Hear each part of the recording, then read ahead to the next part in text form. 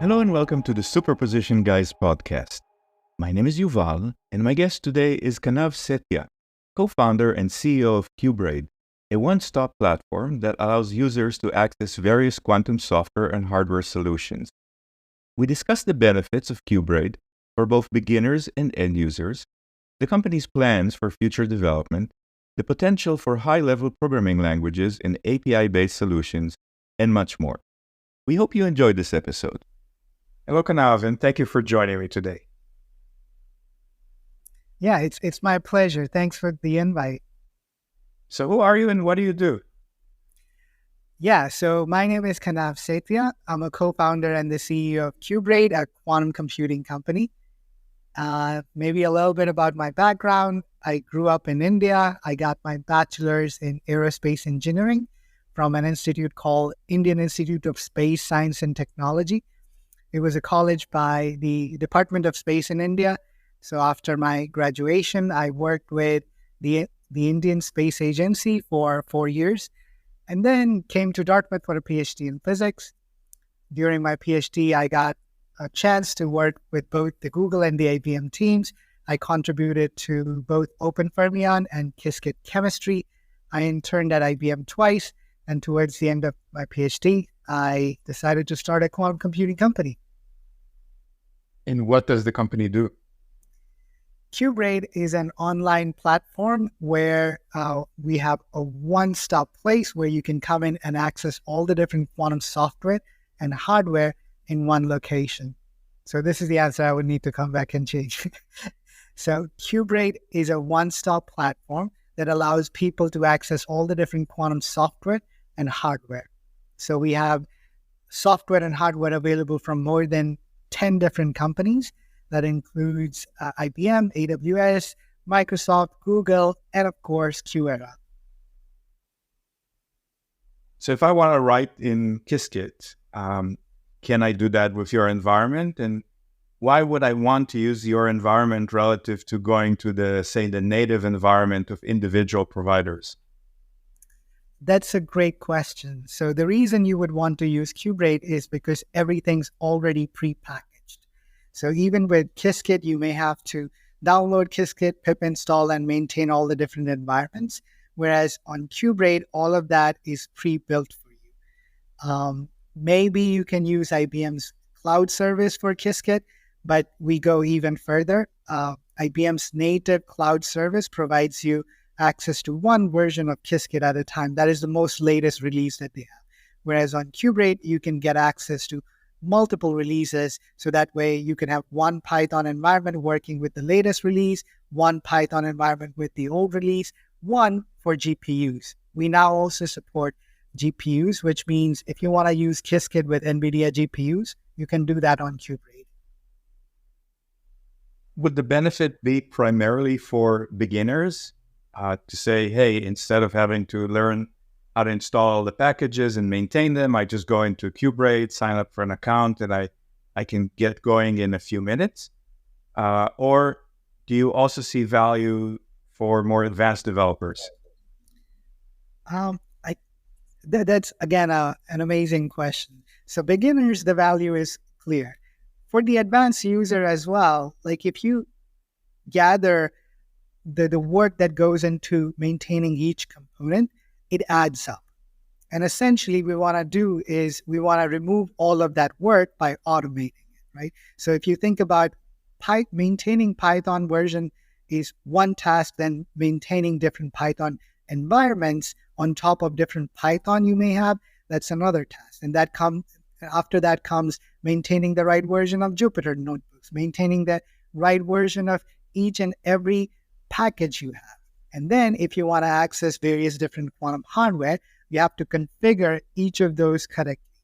And then that comes with cloud access, right? So here we're talking about not only the sysadmin stuff that allows you to configure Pythonic issues, but also DevOps that allows you to configure all your credentials correctly so you can access various quantum computers. And on QBraid, we manage all of that for the end user. How does that scale if I have a team of developers that wants to adhere to certain corporate policies about updates or code style or budgets, how much I can submit, and so on. I understand how it would work for a single developer, but how would that scale?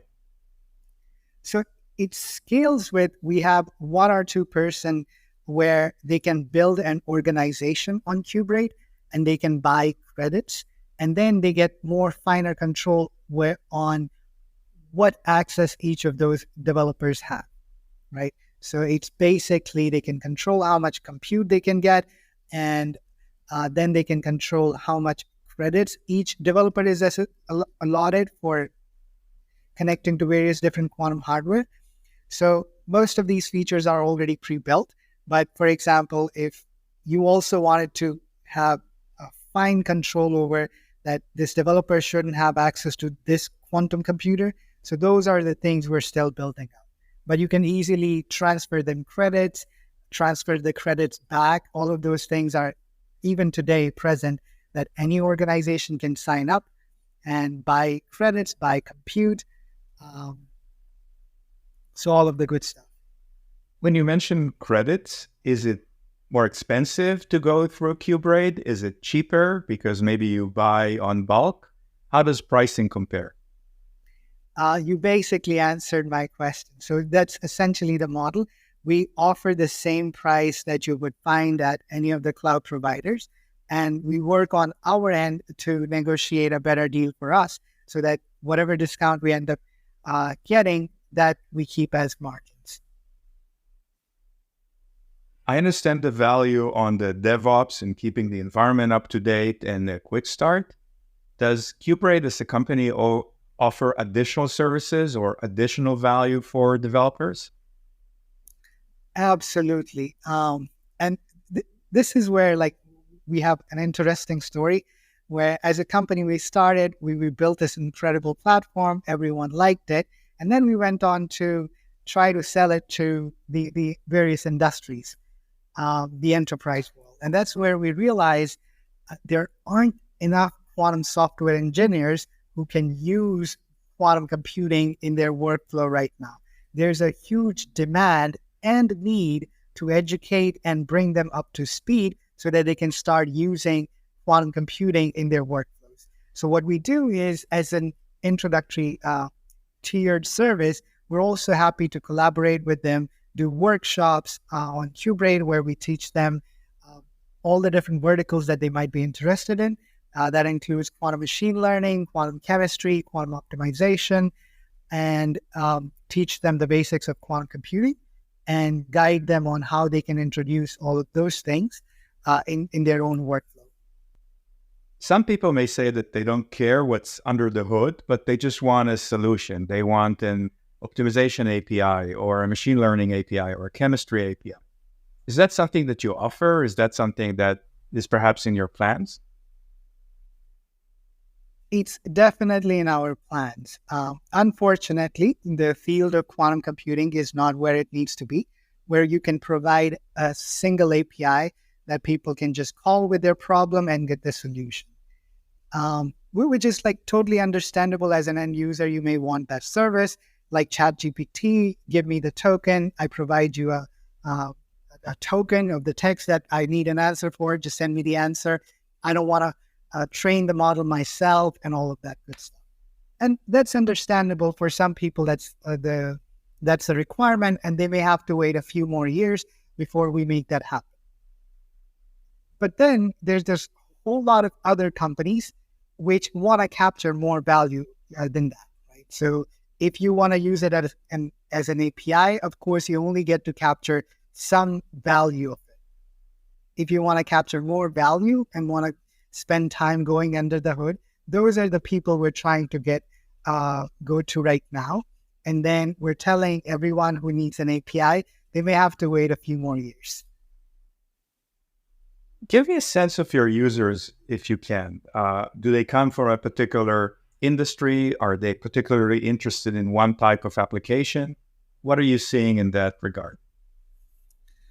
So currently we have more than 8,500 registered users who have come from various programs. We've supported various quantum computing hackathons around the world. We've been consistently at MIT's IQ Hacks since their beginning. So we get a lot of users from such hackathons, and then there are a lot of professors running various quantum computing courses. And then we do a lot of enterprise workshops or these demos where even industry folks join in. So I would say decent number of our users are beginners and who are starting to explore this new field. But then also there are like a lot of industry folks who come from machine learning background or quantum chemistry who are starting to learn these things. And we're just beginning to see a good number of users this year who are becoming pro users. These are the users who know quantum computing enough, and they like to use quantum computers and access various quantum software and hardware. And they're using QBraid because we're solving a big problem where they're not having to maintain a lot of these environment, software, and hardware connections themselves. What can you tell me about usage statistics? Are people using more simulators than physical computers? And for computers, which is most popular? Definitely more simulators than the hardware access. Qiskit still remains one of the most popular packages. Almost everybody starts their journey with Qiskit. If I had to take a guess, it's like more like 80 to 90% still Qiskit users. We have a close partnership with Amazon as well, and we've tried to promote Bracket. So there's a good number of Bracket users. So Bracket's gaining traction slowly and steadily. A big plus point with Bracket Access is also their very well integrated quantum hardware ecosystem. So we've been able to work with them and build hardware connection quite readily. And so we have Rigetti, IonQ, and many other quantum computers courtesy of Bracket. There's this really cool demo I do all the time where if I have a room full of people, say 25 to 50 people, I walk them through creating a QBraid account, connecting to quantum computers from Rigetti, IonQ, and QEra, and running their first quantum program, submitting the first job, all within 10 minutes. And if I remember correctly, I did that for you too. Yes, you did. I think it was probably shorter than 10 minutes.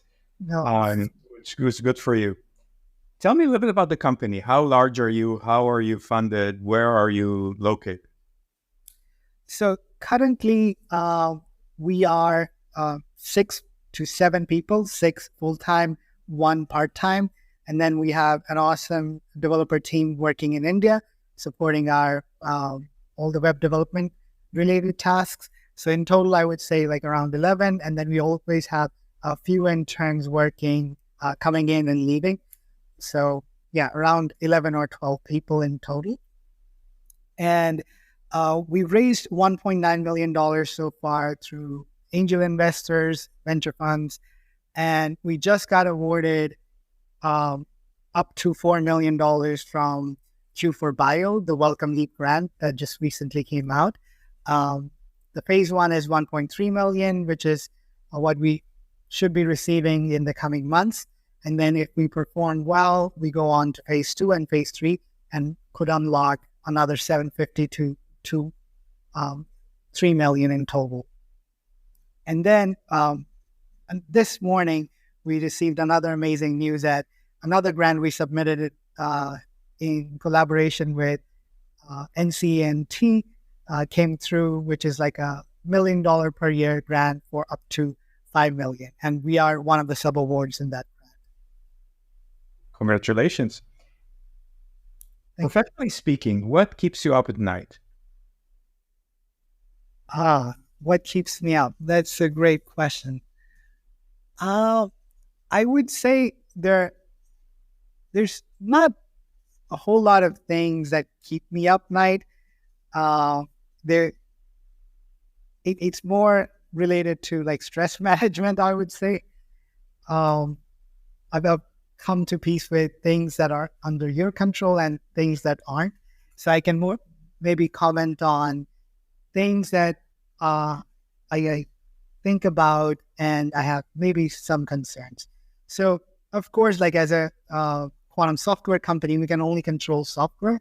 So my concerns, like if the hardware companies are going to deliver on their promises, right? So if that happens, it's basically an amazing news for the entire industry. We, among many other people, will be better off if we can have quantum hardware companies deliver on the hardware. That's basically the bottleneck. If we can make these awesome quantum computers with fault-tolerant qubits that can that work as promised, then we can.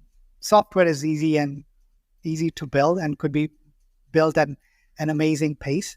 So I believe we could be addressing the needs of the end users if the hardware comes through. You mentioned that Qiskit is the most popular environment for programming. Under your system. Do you think it's high level enough? Do you think that as people go to larger and larger machines with more qubits, with error correction, and so on, do you think there's going to be a need for something else, or do you just see Qiskit evolving and continuing to be the environment of choice for most people? Absolutely, there's going to be a need for high-level programming languages, and that's that's decent. It's rather like obvious, I would say. That of course you cannot expect like maybe 15 years from now, people are still saying, "Oh, apply Hadamard gate and then put a for loop, and then you have a bunch of CNOTs, rotation gates." That won't be how like end users will be using it. Like, of course, it will be API based or certain other interface where you just call a few commands, submit your problem.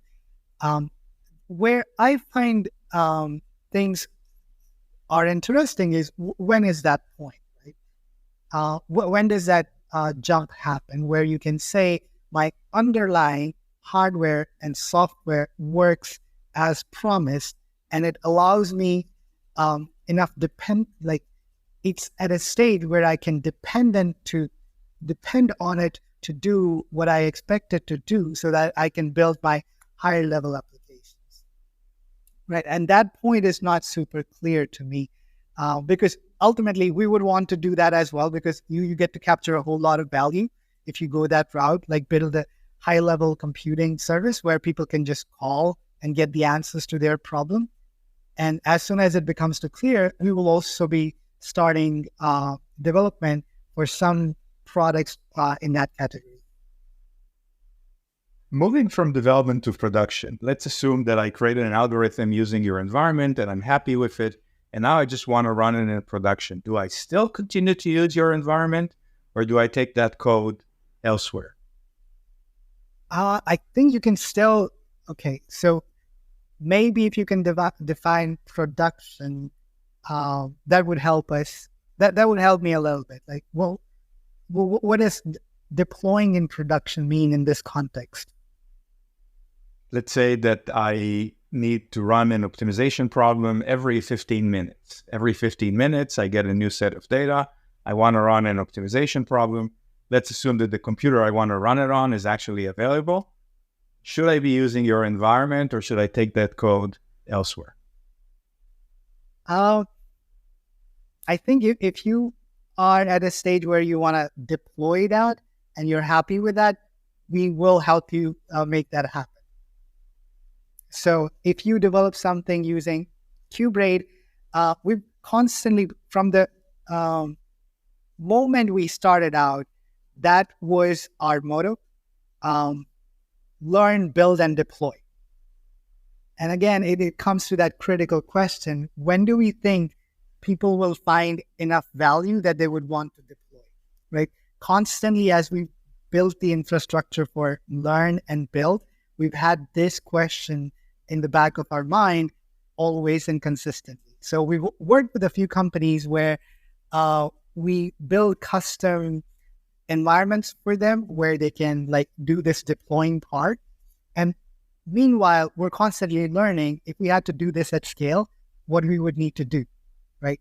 Imagine 3 years from now, there's this sound programmer working in their basement and then stumble upon the most amazing code that they write and they solve real problems. How do you empower that developer to just like call a few functions that packages their code, turns it into an API, and makes it available for the rest of the world and monetize and help monetize? It's basically like, how do you build an app store that works for quantum? That's basically what Apple did, right? So the question for us has constantly been, when is the right time to build an app store? You build it too early, you lose out on the market. You wait too long, and then somebody else has captured the market. So constantly we've been thinking. It has been a hard question to answer. And as we come to the end of our conversation, I wanted to ask you a hypothetical. If you could have dinner with one of the quantum greats, dead or alive, who would that person be? Feynman, for sure. No brainer. Richard Feynman. I think I just get like such a pump out of like listening to his very few videos that he has online. The disrespect he has for establishment and the way he get things done, I just admire that so much. And I think that also comes with a price. He might still be like a little bit arrogant and mean to me, but I think it'll be worth it. Excellent. Kanav, thank you so much for joining me today. My pleasure, Yuval. Thank you for inviting me to your podcast.